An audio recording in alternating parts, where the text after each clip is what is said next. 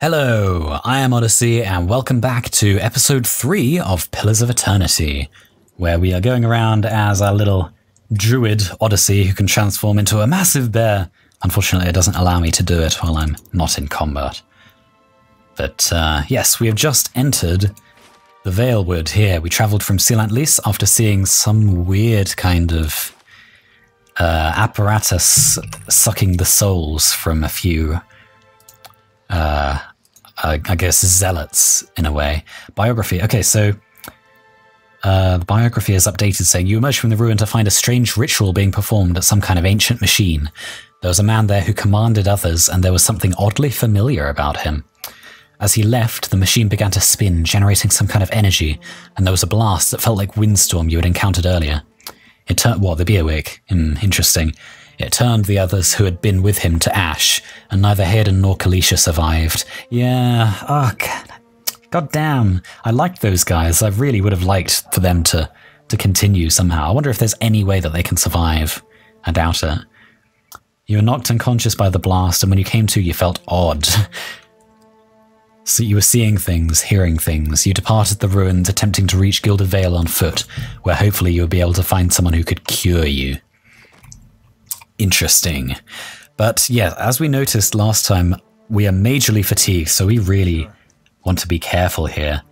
Oh, that's a good sign, a dead body. Camping supplies and leather armor. We don't want to get into too many scrapes in this area, because we have lowered endurance, strength, and accuracy. So let's be careful. Look, it was an inseminator! It's a ghost! We are definitely experiencing some strange things now as a result of that encounter. We will have to see. Look at these. Like huts with bone structures or something. Butterfly. This game is gorgeous. Ooh, look. Another dead body.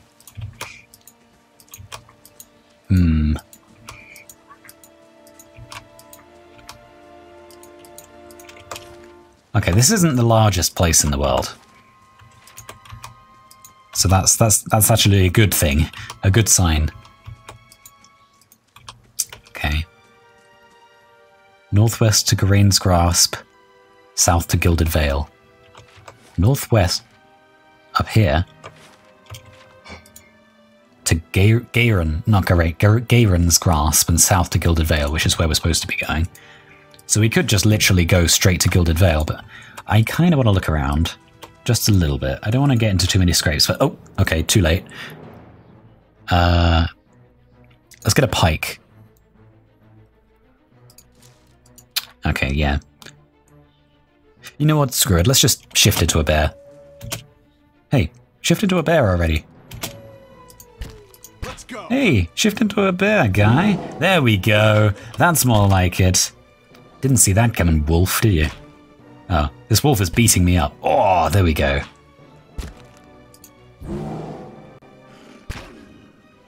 What did that do? Hold on.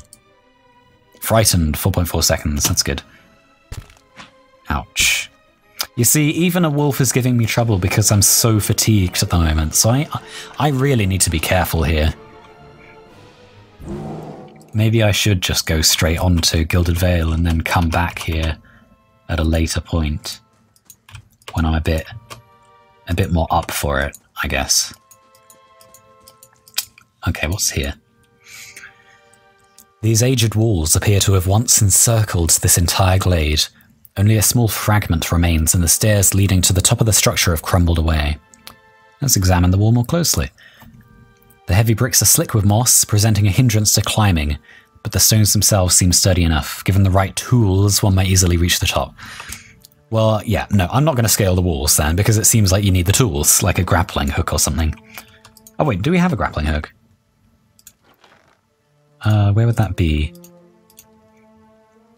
No, we have the hammer and chisel, that's right, we don't have a grappling hook. Okay, yeah, so we're going to leave that alone for now. We'll come back. There's a tent here that I'd like to check out. I believe there is someone there. Nonton. Hello. Hello. This man appears to be hurriedly dismantling his camp in quick, jerky movements. He looks up as you approach, his expression tense and drawn. Greetings, he says, a little breathless. Oh, greetings. On your way south, is it? He wipes his brow, turning to face you. The sooner you're clear of this woods, the better, I think. Okay, our caravan was attacked up and trying to get to Gilded Vale, which is the honest approach. Never mind the woods, there's a strange machine in the ruins up north. There were these figures clad in black performing some kind of rite. I don't want to be just telling this to anyone. No one's going to believe me. And if I tell the wrong person, then I can end up in serious trouble, so I'm going to keep that to myself. What's your hurry? I'm only passing through. I mean to reach Gilded Vale, which is diplomatic. Keep your nose in your own business before I get lopped off. Well, I am a bear. I could just swipe your nose off. Let's say... Let's ask him, what's your hurry? The man looks down at the tent and then at his hands. I mean to follow my own advice. Came out here on a hunt. Me and a friend of mine. Thought we'd bring a stag home, eat something other than bread for once. Came up on a bear instead. Great monstrous thing. And Pearly, he didn't make it. He shakes his head. I don't know what I'll tell his wife. Oh dear. Oh, that's not a good situation to be in. In any case, this forest's already cost me a friend. I'm heading home before it takes anything else. Who are you? Name's Nonton. Born and raised in Gilded Vale. Haven't had a spot of luck since... Haven't had a spot of luck since. His face twists. Luckier than Pearly, I suppose. In any case, this forest's already cost me a friend. I'm heading home before it takes anything else. Okay. What happened to your friend? I mean, he just explained what happened, but... We didn't see it coming. Nonton's voice shakes a little as he speaks. We were following a stag. Pearly, he saw something in the brambles, and we went tearing off after it. We all but stumbled into the cave. Poor Pearly didn't stand a chance. The bear was on top of him before we knew what was happening. These beasts will take what they will, I suppose. He smiled sadly, and this time Galawain's favour fell upon the bear. This wasn't like me, was it? a great monstrous bear? Where did you find it? In a cave, a ways up that way. He turns to point to the northwest. I wouldn't seek it out if I were you. It was a great brute. It was a great brute of a beast. Would hate to hear that it took another life. I'm a bear! He doesn't know that I can transform into a bear that's probably even more beastly than this one. Farewell. Let's track down this bear then. See what all this is about. Camping supplies, a sword, potion of minor regen plus 35 endurance over 12 seconds, which is very useful. This might be very useful actually because I have quite low endurance at the moment. So some money. I'm going to put the potion in my quick items. The beer plus 1 damage reduction. Yeah, why not? You know, I'll put that in my quick items too, so I can use it in battle. That'd be quite funny. Stash. Is there anything that I want to change here? I've got the pike, pierce damage. Both of these weapons are piercing. I wonder if I should have like poleaxe, slash, and crush instead of my my pike. Let's try that. So we'll just leave the pike in his inventory for now. The grass is still flattened behind the wagon's wheels. Barrels of cabbages, potatoes, and squash have been overturned and abandoned. Was that because of the bear, or I guess? I don't know. Let's see. Again, I don't know why I'm going this way. Like, I'm majorly fatigued. I probably wouldn't be able to take on this bear anyway, but let's give it a try. Shattered pieces of a crate are strewn across the dirt along with a few muddy vegetables. Okay, that's good to know. An absurd amount of detail in all of these environments. Can you not be looted? Okay. Is it... I believe the cave is somewhere around here. If I go... Oops. I can't go anywhere to the left. I thought the cave was around here somewhere. Let's get this. Ooh. Oh, it's a Zaurip. Or a Zorip. Let's try out the weapon set first. See how much damage it does. That was a nice amount of damage. And you see it interfered with him as well. See that? See that? His action bar reset itself when we attacked. Which is very, very useful for us. Oh, come on, stop missing. Bear time. Come on, bear time. There we go. That's more like it. That Zarab did not see that coming. Oh, look at that bear! I can sleep like the dead, he says. Yeah, I know, mate, I know. A Zarab tongue. Ew! Okay, great. I assume you're going to put that with all the ingredients, like with everything else. Disgusting human. Wait a second, were you a human? I can't remember. Oh no, you're a wood elf. You don't look like an elf.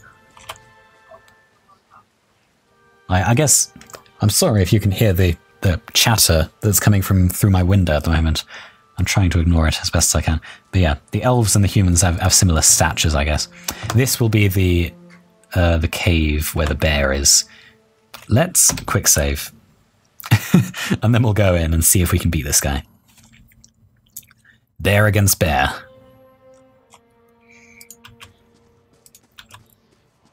Let's sneak. Cave coral. Ooh, that'll be the friend. It's only a young bear. I mean, come on. What harm can a young bear do, really? And this is easy level after all. Let's... I wonder... Hold on. Let's have a think. So what would work against a bear?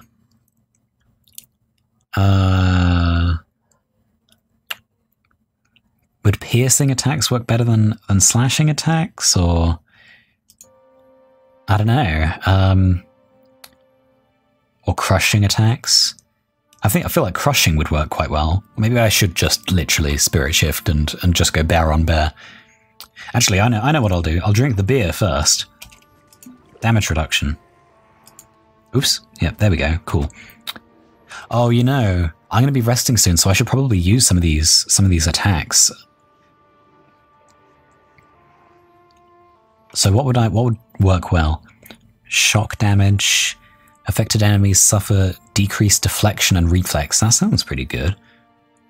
Making them easier targets. Mild regeneration and raising max endurance on party members, maybe. Potentially blinding. Ooh, it does burn damage. Blinded. Accuracy, perception, movement, reflex, and deflection. That sounds pretty good. I might use that. Slash damage. That could do a lot of damage. Characters get hobbled. Nah. Pierce damage and sickening. What does sicken mean? Has all attributes reduced by what? Oh, doesn't sound very good. Oh, fortitude and will reduced by 10. That's better. And finally, winter wind causes an icy wind of incredible power to arise, pushing back, inflicting freeze damage. I can't imagine freeze damage is going to work too well against a bear, to be honest. Let's try sunbeam. When I can actually see him. Okay, so let's sunbeam.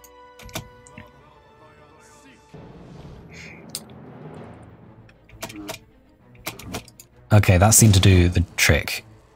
I'm going to get clobbered quite badly here. Oh god, that did a lot of damage. Okay. Two very different kinds of bear here. Oh, I took him down in one swing. That was awesome. Wow, my bear is just insanely powerful. That's awesome. Ooh. A figure drifts, suspended in the musty air of the cavern. Its form and features blur and twist in cascading ripples of incandescence. You feel its energy eddying about your limbs, filling them with a heavy chill. Well, let's reach out. Oops, reach out. You reach out a hand for the spirit. In the moment of contact, you feel as if you have been struck a blow, head reeling as you tumble helplessly into a waiting darkness. Light blooms at the edges of your vision. You feel the sun at your back and the weight of a bow in your hand. You know suddenly that you have come a long way from the vale hunting deer. Now you are standing before a cavern, and the darkness extends far into its depths. Even so, your friend strides out before you, his red cloak flapping at his heels. You follow, heart hammering into your chest as he leads you deeper into the cavern. So we are reliving this guy's last memory at the moment. There is a roar like thunder echoing around you. Fear seizes you, casts you stumbling back towards the exit, towards light and escape. You see a glint of steel, and there's a sudden terrible flash of agony behind your knee. You scream, stumble, fall. Your thoughts are chaos, lanced through with pain, but in a moment of terrible clarity, you see your friend look back from the mouth of the cavern, his dagger daubed in crimson to match his cloak. No! And then there is a great dark shape above you, and then there is more pain. The vision recedes and you are thrown back into yourself with seemingly resentful force. The corpse lies at your feet and the spectre lingers. In the span of energy between you both, you feel a sense of questioning, of confusion, of anger. Well, you can understand it. So I can say, I met him on the road, your friend. If I were a clergyman, I could do something else. You were betrayed, only a fool couldn't see it coming. You're dead, spirit. You're dead. There's nothing for you here. Well, he's clearly not your friend. Because he just hamstrung you and left you to die. You're dead, spirit. There's nothing for you here. You were betrayed. I don't want to say that. Only a fool couldn't see it coming. You're dead, spirit. There's nothing for you here. Spirit roils with thwarted anger and grief. Sorrow seems to seep into the very air of the cavern. The spirit dims and fades until you are alone once more. New task. In the depths of the Valewood Cavern, I happened upon a large bear feasting upon the body of a man who, by the look of things, had recently stumbled upon this den himself. When I approached the body, I had a sudden vision of the man's final moments, and knew him for a hunter from Gilded Vale. In the vision, he was led into the cave by a friend of his. When the bear attacked, his fellow hunter hamstrung him and fled, leaving him to be devoured. The culprit's only recognizable feature was his red cloak. Well, well. Can I not? Hello, can I not? What's the word? Loot? Can get the Morning Star from there. Well, apparently I can't loot this guy. Mice crawl through eye sockets and over femurs. Ew. That's lovely. Okay. I guess that is everything here then.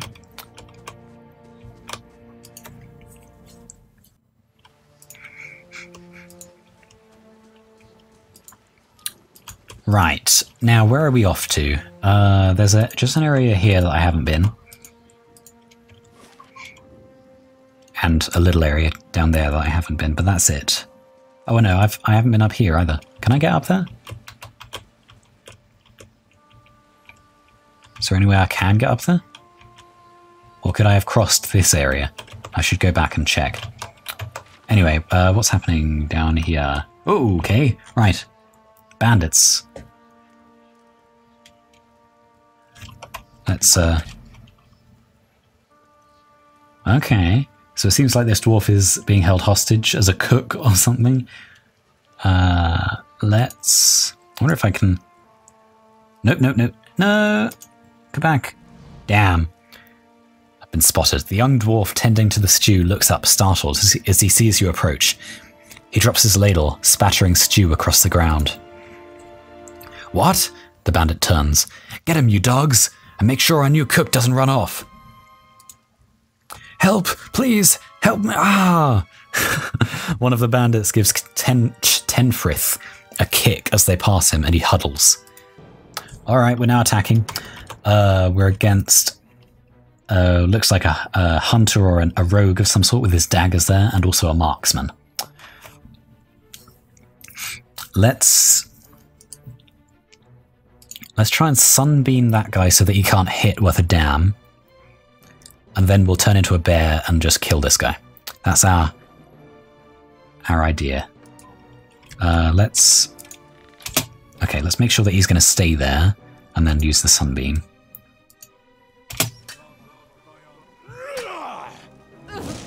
Oof, that did a lot of damage. And then we'll transform into a bear. After taking a few hits, unfortunately. Okay, come on then. Yes! Come on. Taking a bit of damage, but I'm sure we'll be fine. Let's do the roar. Make him frightened. Come on.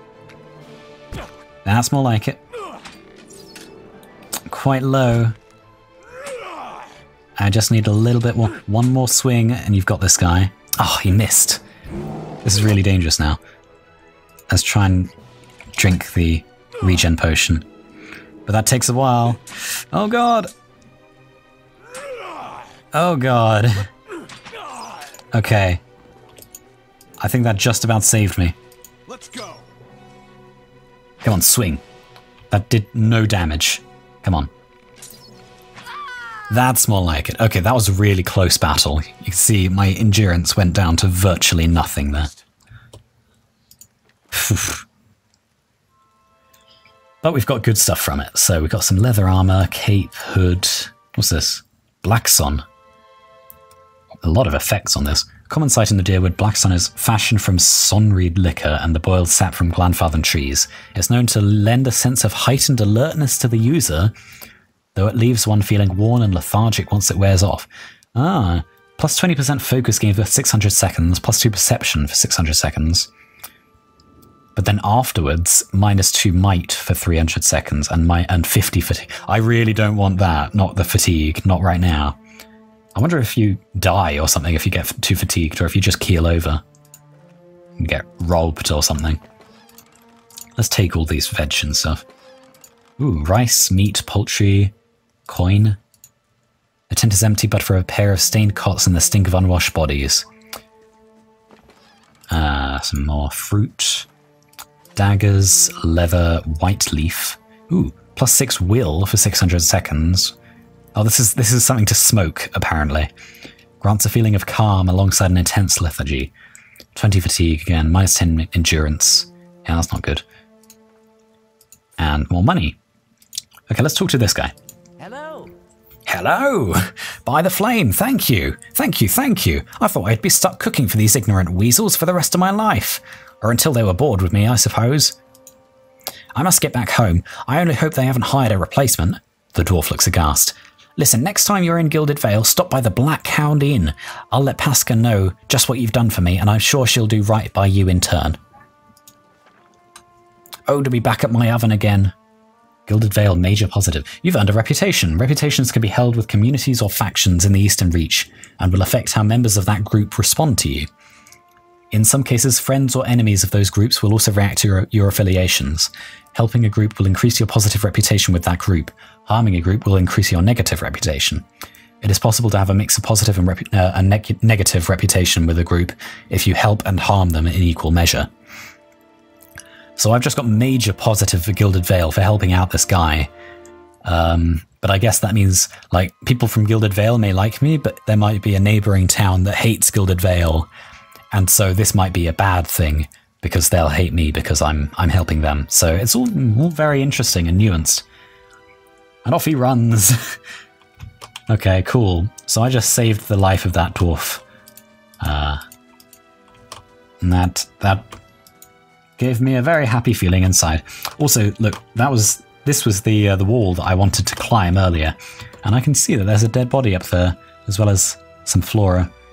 So I'm going to want to come back here. Definitely come back here when I have like a grappling hook maybe, or just something that allows me to climb the walls. I just entered fast mode so I can get over here quicker. Yes, okay. Ooh, okay, didn't see him. Let's... what do you do against the Zaurip? Let's just transform into a bear. Why not? Come on then, let's do it. It's only the one Zaurip. Come on, don't miss. I know you're tired, but... Oh, come on! Just hit him. There we go, that's more like it. A lot of damage there. There we go. 2 hits, and he's down. And apparently that was a graze. Both of those were grazes. They would have done a tiny amount of damage compared to what he can do, so that... This bear is just immensely powerful. Quarterstaff, increased reach. Slow, crush damage. That's pretty cool. Plus 1.8 character reach, a padded cap that does nothing. Money, the quarterstaff. The struts and supports are large enough to be the ribs and vertebrae of a dragon. Hell. Little Zarup like that can take on a dragon. We've got another Zarup spear, another shield, agate, and another Zarup tongue. Is there anything I can do here? I don't think so. Okay, go back into fast mode. Let's go down here. Oh no, that's nothing that I can explore. I wonder if this guy is still around. I can confront him. Oh look. Folded note. My dear Nonton, please be safe. Know that whatever happens, I love you still. That's interesting. Let's take this and be on our way. Okay, one last check. We've done everything we can do here. Let's go. Gilded Vale. It'll take you 8 hours. My guy's going to be so tired. But there is an inn at Gilded Vale, so we will be able to sleep before too long. Oh god, critical fatigue. Minus 50% max endurance, minus 30 accuracy. I can't fight with a damn anymore. Let's turn off fast mode. Clink and Zox the Usurper. Oh god. What a thing to put in the entrance to your town. Gallows tree. You must be one of the new settlers. Welcome to Gilded Vale. You'll be pleased to know that we've had some recent vacancies here. Oh right, so that's why there are vacancies, because you've been killing everyone. Okay, great. Do you welcome everyone this way? Are you mad? No wonder this place looks half empty. Yeah, I feel at home already. I might reconsider your lord's offer. I feel at home already. Of course, we'll need to make some inquiries first. The inestimable Lord Radric VII has taken great pains to insulate our town from Widewind's legacy. Have you ever sired a Hollowborn child? Well, I haven't sired a child, full stop. So I could just say no. I could refuse to answer. That's a rather personal question. Mind your own damn business. I could be honest. Or I could say, what are you talking about? An infant born without a soul, of course. Lord Radric has made it his first priority to eliminate this scourge from our village. Uh-huh. I should warn you, stranger. Here in Gilded Vale, we have a special place for dissidents, charlatans, and those who would hide a curse in our midst. He steps to the side and inclines his head ever so slightly towards the deformed tree. His lordship's wife is with child and due any day now. Without his approval, I shan't be able to find you a permanent settlement. It will have to wait until after the birth. We can continue our interview then, after the bell tolls from Radric's hold to signal my lord's new heir. In the meantime, you can find temporary accommodations at the inn just southwest of here. Okay, I really need to go to the inn, but this is interesting.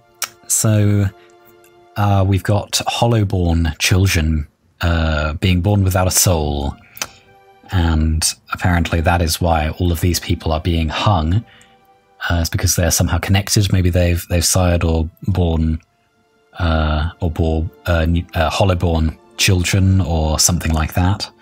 I've been feeling strange ever since a close call with the Beerwick. Is there someone in town who could help? Do I want to tell this guy, really? You said something about Hollowborn and Widewind's legacy before, so I can get more info. Before I go, I definitely don't want to be telling that yet. That tree over there. Urgeet. Urgeet? Is that his name? Urgeet doesn't even look over his shoulder. Ah, yes. Not everyone has accepted the measures necessary to keep the village safe.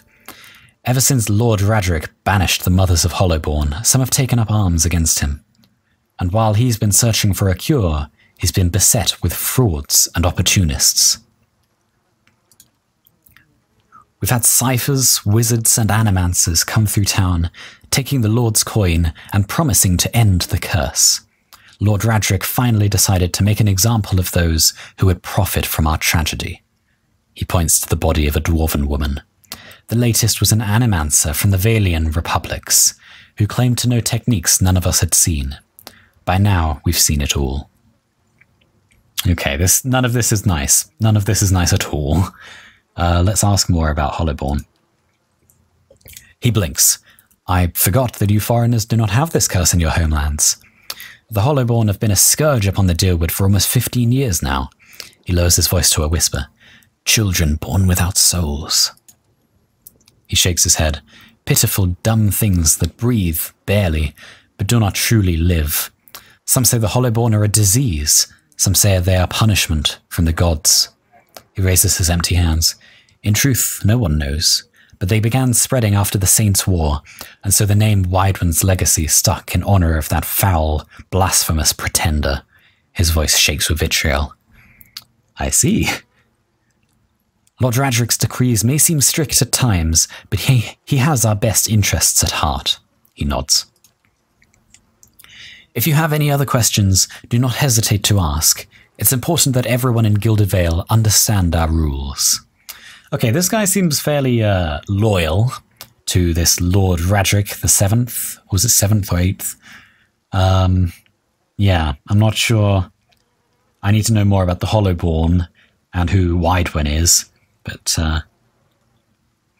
okay, I guess I'll say I've been feeling strange ever since the close call with the Beerwick. Is there someone in town who could help? Whatever your problem, it sounds like a matter for an animancer.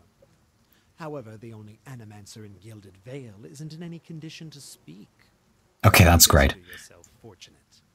After she failed Lord Radric, we saw to it that she wouldn't profit from the misplaced trust of others. A bad cure is often worse than none at all. Yes, that's true, but I really would have preferred it if you hadn't killed the one person who could have given me answers. But if you're set on finding a bottle of troll piss or a dead Audra pebble to rub on your forehead, you're welcome to check her pockets. A little corpse stink is nothing when you're digging for shit. My advice, however, is to be satisfied that you escaped and leave it at that. Okay, this guy's a dick. I'm not going to tell him about this. Not at all.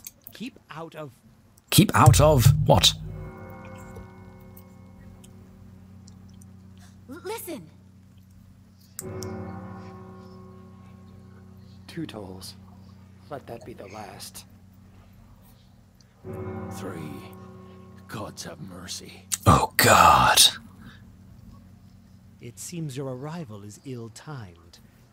Uh-huh. 3 bells toll only for the death of a Radric.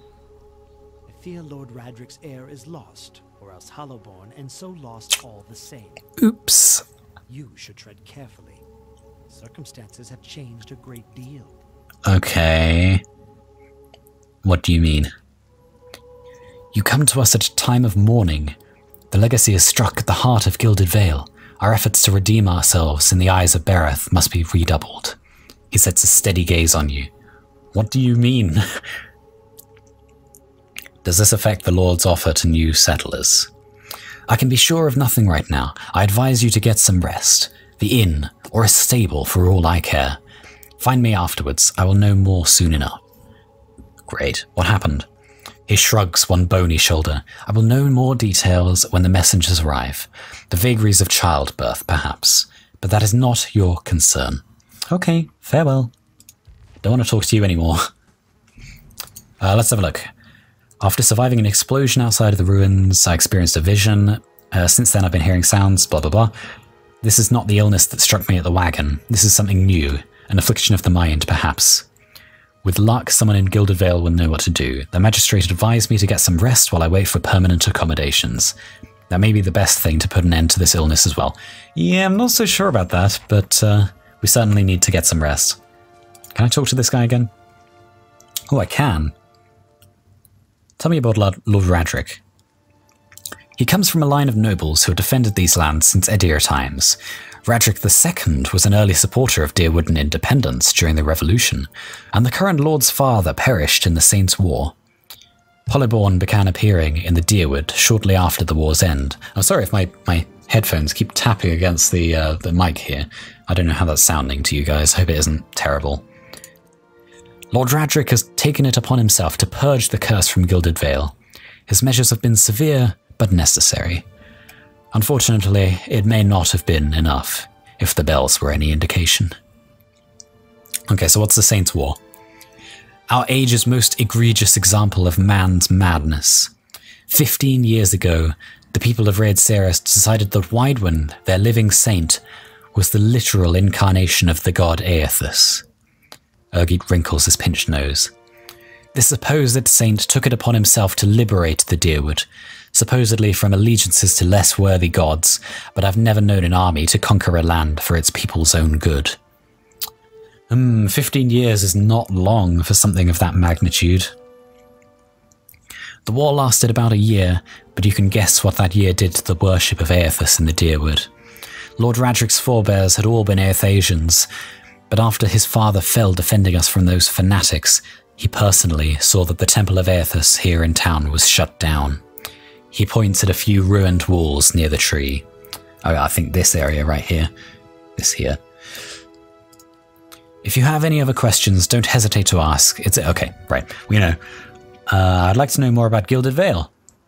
We're a frontier village, as are most settlements in the Deerwood.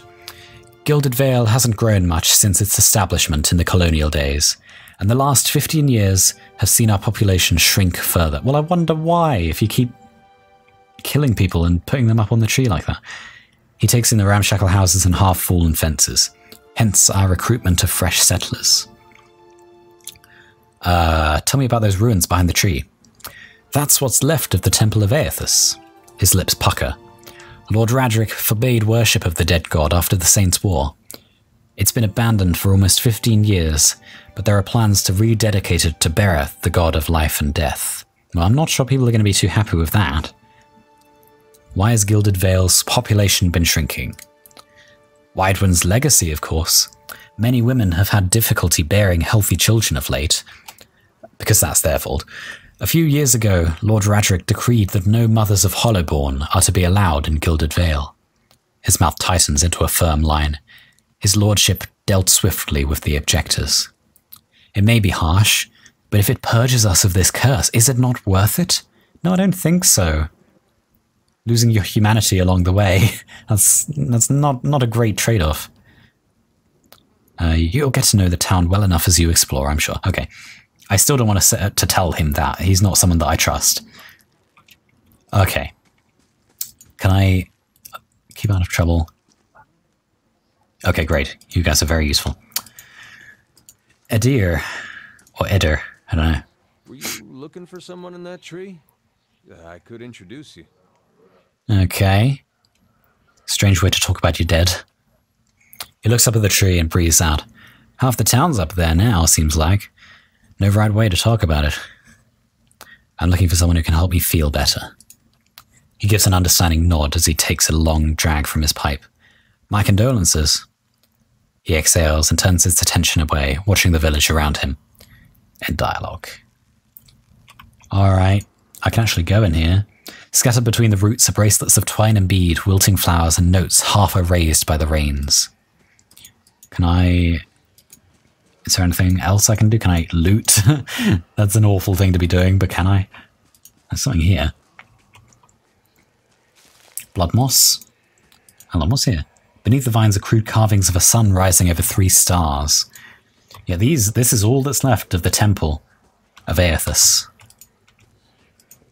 It's been shut down for 15 years, but apparently I can go down there still, so... That's going to be... Ooh, Tuatani is one of the best smiths in the Deerwood, but his stock's been lousy lately. Okay. Good to know, good to know. Is there anything else down here? There's a villager. Hello. The crops are blighted. The legacy is upon us. This place is cursed. Okay, so this village has seen better days, it seems. And I'm sure seeing that tree probably being added to every single day isn't going to do anything for anyone's morale in this village. Ooh. As you near, you feel a vibrant history contained in the essence of this man's soul. Voices from its past seem to call out to you. Reach out for the soul. You see a group of people standing around a wagon, transfixed on a sword as it swings in a large graceful arc. This man holds the sword, passing it from hand to hand with a relaxed ease, making the blade dance in front of his audience. He tosses it into the air, spins, then puts his arm behind his back to catch it. The crowd claps excitedly and a couple of them gasp, certain they were about to see a tragedy. Okay. Very interesting. Okay. And the same thing's happening with Hugo, this guy. Okay, you see a room, bright, warm, and covered in greenery. There isn't a spot in the entire space that doesn't have some kind of plant growing in it. Small germinating seeds are in a corner here. Small germinating seeds in a corner here, large sprawling vines climbing the walls there. Although most of the plants are actually in some kind of container, there are a few that have grown from the dirt floor itself. These are just as lovingly cared for as anything else in the room. This man wanders through the plants, smiling at each and every one, an old pipe clenched between his teeth. Stopping next to one, he touches a leaf, lifting it up to look at the underside, then gently rubs it between his fingers. Sorry. He takes a small handful of the soil it grows in, and crushes it with his fingers. Satisfied, he drops the soil back into the pot and continues to the next plant.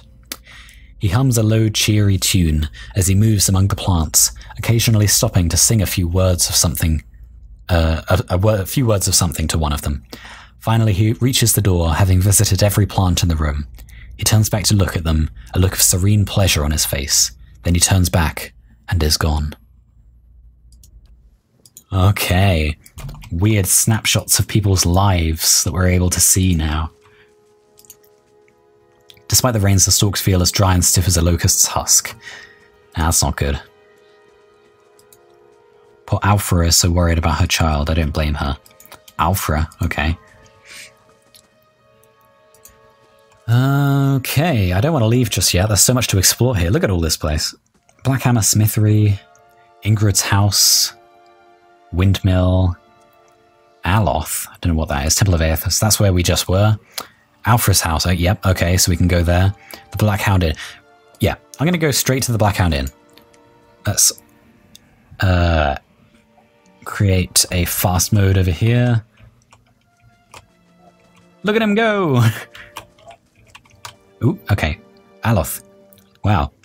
That's suddenly an elf right there. Magician elf, it seems. You see 4 people gathered by the door to the inn. Their raised voices and chopping gestures suggest an argument reaching its climax. The first figure raises his hands for calm. His face is partially obscured by a hood, but his height and stature suggest an elf. Yes, indeed. I meant no offense. Let's put this matter to rest over a round, shall we? My treat. This guy sounds like a dick. It's no wonder that he's got into trouble. Hoping to soothe our pride with a few Adira coppers, eh? We don't need your coin. She spits at his feet. Okay, so what's going on? Say nothing. Everyone calm down. Whatever this is about, I'm sure it's an overreaction. Rational. Ooh, a fight! Ooh, a fight. Great. Let's get popcorn. Let's just say... I don't want to say that. It might not be an overreaction. That seems naive. I'm going to say nothing. One of the other men glares at the hooded elf. His eyes are red from drink. Okay, so they're drunk, but his gaze is focused. You've got a lot of gall mocking us in our own village. We don't take ill treatment from foreigners, especially not Idirans. Okay, so racism coming into contact here. Say it again. I'm itching for an excuse. What did he say? Ah, you're itching for the kindling touch of your sister, you cocksfeather! Actually, I don't think that's helping. I'll cut that barrel-looking tongue out of your head. Okay. This is just racism. This is all racism. This is a misunderstanding. I didn't say whatever it is you think I said. We've nigh quarrel. Something surly and raw flickers through his eyes. Is he a cipher, maybe? You remember the ciphers that we read about from episode 1 who are able to manipulate people's minds? That's where you're wrong. Apparently not. The elven woman draws a blade. Okay, that's great. I don't think attacking him is such a good idea. Back down, all of you. This is absurd. This is unnecessary. Wouldn't you rather be inside drinking than out here arguing? Yeah. You're not going to take that from him, are you? I'm staying out of this one.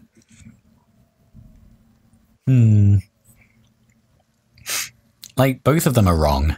They're both being racist towards one another. And these guys are drunk. This guy's being insulting. He's being a bit of a dick. But so are these guys. So I don't want to come down on any side here. So let's just say back down, all of you. This is absurd. No one gives us orders, foreigner. That's great. They squint at you through red, bleary eyes. It sounds suspiciously like you're defending him. Oh, come on! And they just attack. Drunk bastards. I'm gonna have to... I'm not sure I want to, like, reveal my powers here, to be honest. Let's take my hunting bow. Oh, two guys coming towards me. I shouldn't have taken my hunting bow. I thought they were all gonna attack this guy. Apparently not. Okay, let's spirit shift then. Come on then. One hit and he's dead. This guy's already killed the other guy. Ooh, there was a bit of a glitch with the audio there, but... okay. As the last of the attackers falls, the elf turns to you, the tension almost gone from his smooth face. Not quite how I hoped to get to know the neighbors. Thank you for your timely assistance with that awkward situation. That awkward situation. You're welcome. I'm glad I could help. Actually, that was fun. You mean for slaughtering them? You're welcome. Well, that is one way of putting it. I don't like you, guy. You seem to be a dick. He straightens his hood, and you note the remains of fraying embroidery on his gloves. His boots are caked with the dirt of many months' travel, but the leatherwork beneath it is sturdy and fine. I suppose introductions are in order after that little fiasco. Aloth Corvusser, at your service. Aloth Corvusser. I assume he's a companion. Someone that we can take with us on our journeys. You better have more to say for yourself than that. No. How did you manage to get stuck out here? Tell me about yourself.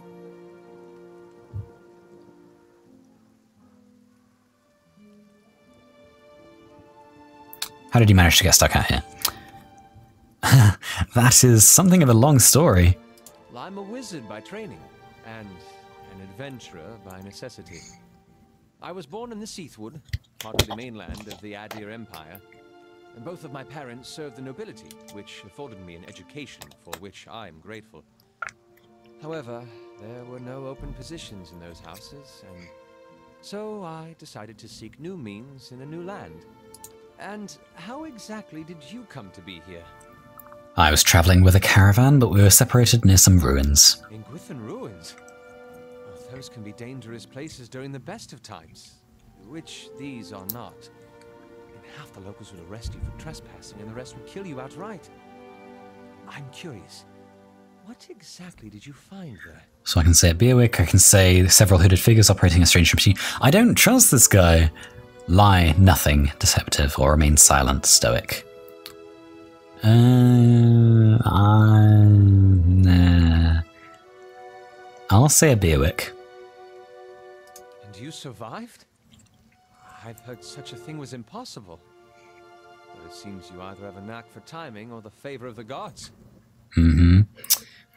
Just how did you manage to cross those three drunks? I'm afraid that was a matter of misunderstandings and mistranslations. Uh-huh. It doesn't help that people in these parts remember their war with Adir like it was yesterday. Yeah, well, you did tell that one man to go fuck his sister. Or you did make a rather lewd suggestion regarding one of the aggressors and his own sister. That's brilliant. Or I see. You did tell that one man to go fuck it. I don't think I'm very diplomatic. I mean, I'm a bear, for Christ's sake. I'm not diplomatic. Ah, that. He clears his throat and adjusts his sleeves. As I tried to tell them, they misheard me. Happens all too easily after a few pints, and the accent doesn't help. No, I heard the same thing. For just a moment, he looks as if he's about to say something else. His expression brightens with mischief, but before he can speak, he forces a tight smile, biting his lip so hard you expect to see blood. Finally, his face relaxes and he shakes his head. I should speak more clearly next time. My apologies. Okay, this guy's a bit strange. I don't know. I definitely don't trust him. What are you doing in Gilded Vale, then? An excellent question. I came looking for fresh air and cheap land. Instead, the magistrate gave me directions to the inn and a story about the local lord's expectant wife. But I take it that's a familiar tale. Uh-huh. And you? Like you said, I'm also a settler. I've been experiencing strange things of late. I'm looking for an expert on souls. Or that's my own business. I'll just say, like you said, I'm also a settler. Indeed. In that case, welcome to Gilded Vale, a true refuge from civilization. You don't exactly look like a settler. Begging your pardon, but neither do you. Yet, circumstances can find a person in the strangest of places. Yes. As should I, given recent events. It's just as well. I've had enough of the watered wine and lumpy beds at the inn. They say even the owner tired of the place. Just up and left one day. It explains quite a lot about the upkeep. Perhaps I could join you. I could use a change of scenery, and I find it's better to travel in numbers. No. No, I don't like him.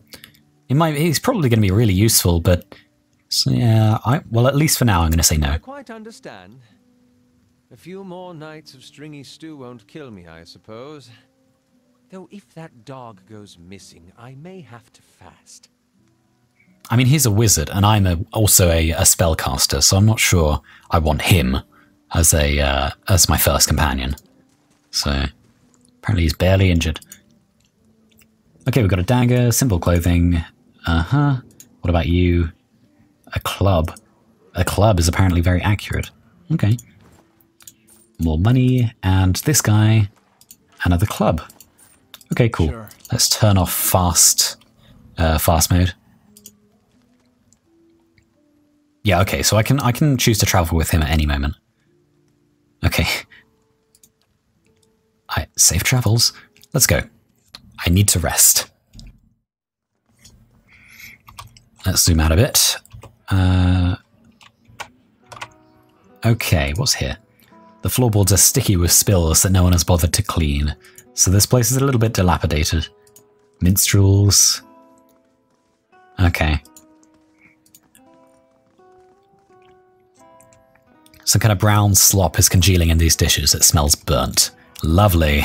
Let's have a look around first. Got mead and grain. Can we just take this, or...? I think we can just take this. Well, hold on, what does mead do? Consumables? Mead. +1 damage reduction for 345 seconds. Ah, instead of 300. It's base 300 seconds, but now it's 345 because of our survival skill. That's what that does, I believe. It's the same with everything else. Let's see. Yeah, it always increases the duration of these effects. So that's pretty cool. Alright. Is there anything around that I can look at that might be interesting? No, all these guys are just not any real dialogue. A drunkard. And who are you then? Another fool come to answer Radric's invitation? Our great lord had my sister run out of town after the boy was broken. She was the only family I had left. Not sure where she is now. Blazes, I need another drink. Okay. Okay, dude. I'm just gonna leave you to it. What's here? The Blacksmith Knights, a short history of the Knights of the Crucible. Okay. Oh, cool. Okay, I'm not going to read all of this out, but I am going to scroll it. If you guys want to pause the video and have a look at it, then feel free to do so. So, you're going to get a lot of books like this. And I'm probably going to employ the same practice throughout the series. So you guys can just look at it if you want to. Aha, another soul-searching thing. Strom Brightblade. You see a group of young men standing around a makeshift practice target. This man stands in the middle of them, explaining the construction and use of a bow. He holds it up, pointing out each part as he speaks about it and what it does. He then walks away from the target, telling them to remain where they are, and takes his place about 200 feet away. He carefully lines up his shot, explaining what he is doing, as he does, and lets the arrow fly. It hits the target dead center, much to the surprise and delight of the boys near it. He smiles, walking towards the boys, talking about proper stance and how to most effectively hold a bow.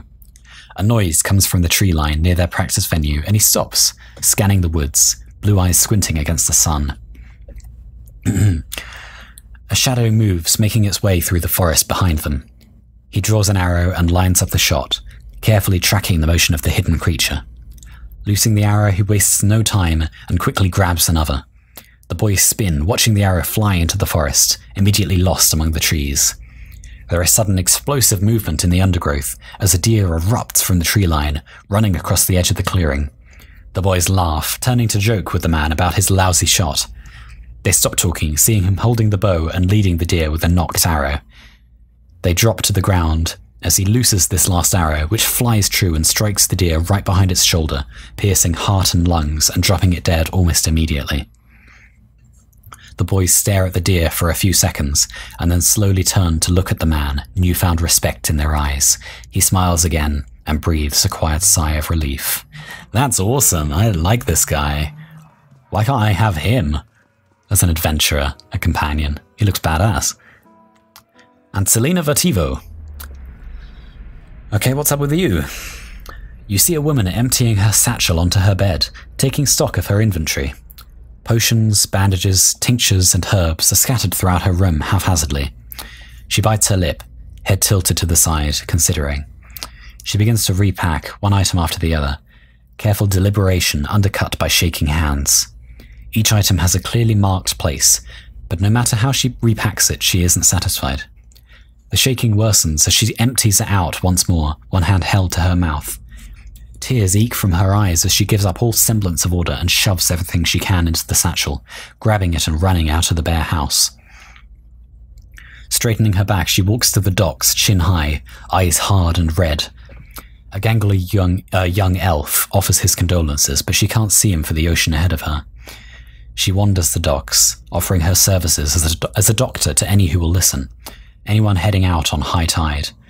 Less than an hour later, she watches her childhood disappear in the distance, a tiny speck of an island, and tries not to jump. Wow, okay. Not a great past, then. So just listening to people outside my window again. I will be right back. I'm just going to close the window. Alright, so what have we got up here? A deer's head right above me, apparently. Last one standing buys the next round. Ooh. Grab a drink, friend. Not much else worth in this town. Oh, that was a woman. Says the woman from Thane. Hey, we said we wouldn't mention Thane. I couldn't tell who was who in that one. In that interaction there. What's in here? Inn guest. Please, leave me be. I'm filled to sickness with what I've seen of this place and its people. Wow. Bit antagonistic there. 10 Years of Dawn. Alright, same deal. I'm just going to scroll through this for you guys to read at your own leisure. I'm not going to take that because it's probably stealing. That would definitely be stealing if I picked the lock. What are these guys? Okay, more souls. Deslog Najatep. You see a man soar through the air, hitting a nearby wall with a nauseating crunch. He doesn't get up. His attacker, a burly, clean-cut warrior with a carnivorous grin, turns and shoves his fist into the stomach of another assailant, removing another from their impromptu brawl. The bar is a whirlwind of elbows, knees, fists, and feet, with no end in sight, and he is in his element. In the corner, 3 smaller men speak quietly, throwing malicious glances at the larger man in the center. He breaks a chair over a tattooed head, cackling. The trio position themselves in 3 parts of the room, and with a terse nod, they charge. Unfortunately for them, the man sees them coming. Something in his eyes burn brightly, and all 3 slump to the ground in an agony that's all in their minds. Ooh. See a cipher, then. The burly man bows to a room of the unconscious and incapacitated before sauntering out, off-key whistle trailing behind him. Show off. What about you? Shakes. You see an emaciated boy in chains, black holes for eyes, staring sightlessly at a wall. A man in a dark coat walks in, a scroll and an oddly shaped quill in his hand. The boy glances at him, expressionless, a corpse waiting for animation. The man clucks at him, disapproval clear in his tone. The boy stands, limbs hanging. The man takes the quill and begins to write on the boy's chest, copying hard, angular symbols from the scroll. The child doesn't flinch as the quill digs into his skin, drawing blood as it goes. The wizard finishes with a flourish and barks some arcane command, setting the symbols to glow dully. The boy cries out, knees hitting the stone hard, his chest burning black and red. Finally, the glow disappears, leaving only the hard black scars etched into his skin. He slumps sideways, twitching, eyes facing the back of his skull. The wizard grunts, kicking him on the leg of his way out. The boy lies on the floor until dawn, eyes still black like holes, the twitches growing into convulsive shakes. Well, he evidently managed to escape this horrible past. And finally, Silla Amin. You see a long empty road cutting through two large crop fields. The air is silent and the land seems too still for early afternoon. This woman walks slowly on the road, leading a horse, curiously looking around. She seems to sense something wrong, but is unable to discern what it is. She stops, sniffing at the air, her nose high. Her brow crinkles, and she casts about, looking for something. The air is clear, no clouds. She sniffs again, still looking around, confusion clouding her face, mouthing a single word. Fire? She looks out across the fields, her confusion turning to fear. She holds her hand up to block the sun from her eyes and scans the fields again. Not finding what she was looking for, she jumps onto her horse's back, the fear quickly becoming panic. She kicks, sending the horse shooting down the path, which bends around some trees to where the farmhouse should be. She pulls up short, horror now in residence on her face as she stares at the burned and charred mess that used to be her family's home. Tears well up in her eyes as she kicks again, racing to the rubble. Wow. Painful. Hey, Black Hound. The Black Hound Inn. The Hound stares intently at the covered window, head cocked as if waiting to hear a particular sound. It looks up when you approach and whines a low note, tail wagging slightly. Aww. Pet the dog. The dog's tail thumps happily against the floorboards. Okay, that's cool. That's going to lead me outwards. Let's see if there's anything else.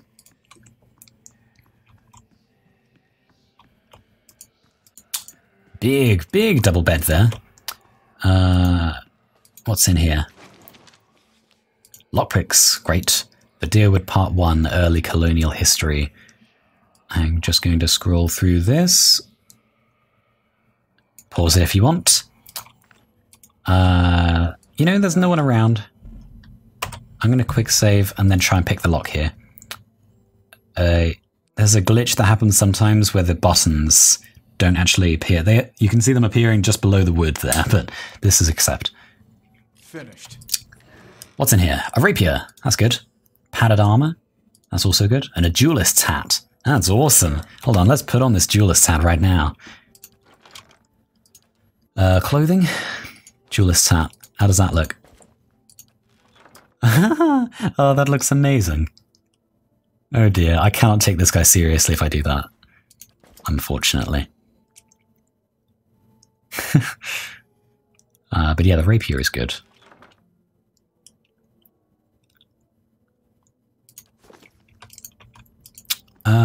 Is there anything else here? Nope. In which case, I'm just going to go downstairs and probably talk to the bartender, because that's the last thing that I need to do in here, I think. Pasca, come on then. Because I need a room, badly. Well met, friend.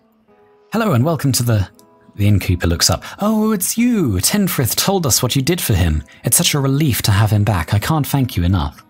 Gilded Vale, moderate positive, cool. Consider yourself a favourite of the house. Discounts on drinks, rooms. Tenfrith said he wanted to whip up something nice for you. He's already back to work in the kitchen. She laughs. So what would you like? Okay, cool. I'd like to know more about the Black Hound. Could I see what you have for sale? I could use some reliable help. Do you know of anyone looking for work? I'd like a room, please. First and foremost, I'd like a room. I can ask all of this later on. Certainly, you're always welcome. Got a lot of experience. Okay. Inns allow characters to rest without using camping supplies. Cheap rooms are usually available, but if you have the copper to spend, you may consider the more expensive options. The bonuses they provide last for a long time and affect the entire party. Well, I don't have a party yet, but it's still very useful. Look at this. Lasts for 2 rests, +1 perception, +1 mechanics, or for a little bit more copper, +2 resolve. I could also sleep in the common room for 0. That gives me nothing. But, well, you know, I'm going to use the Labourer's Rest. Yeah, why not? Okay. Adrastone's there.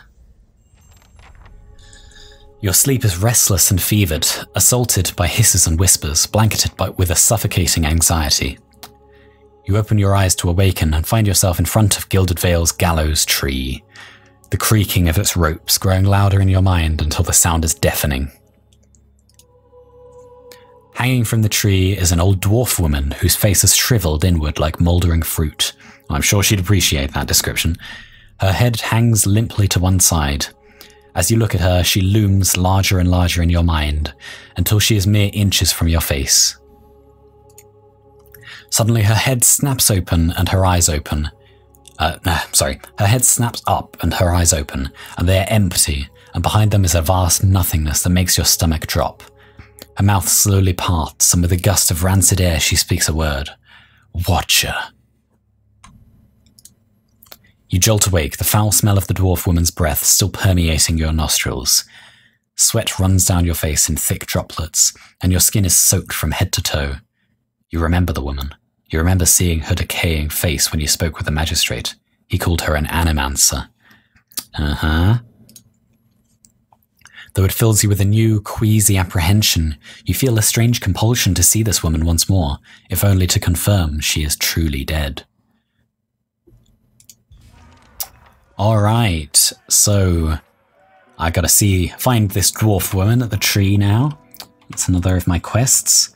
But, hold on, let's just quickly have a look at Tenfrith. Ah, it's you! My savior! He makes a sweeping gesture to indicate the kitchen around you. It's so good to be back. Do not think I'll let this go unrewarded. I've decided that you have earned the right to learn one of my most closely guarded secrets, my dearest recipe. After this, you'll eat nothing else. A minor positive, and the party has gained a recipe savory pie. Awesome. A savory pie. My accent's terrible. To keep you hale and hearty. May it serve you well in your travels. I'm going to keep doing it. I don't care if my accent's terrible. I like doing the accents. It's fun. I wonder if I... Crouch. I remember seeing something there. Gold drops you, my potion of my... Awesome. I don't want to steal from this guy. I like this guy. Anyway, I think I'm actually going to save there, and that's going to be the end of the episode, because that's probably been a good hour-long episode by now. So, yeah, we're off to see the dwarf woman hanging in the gallows tree, who is apparently an animancer, now dead, or is she? We'll have to find out. So yeah, thank you very much for watching. I hope you've enjoyed. Please feel free to comment, like, or subscribe if you want to. I have been Odyssey, and I will see you next time. Goodbye.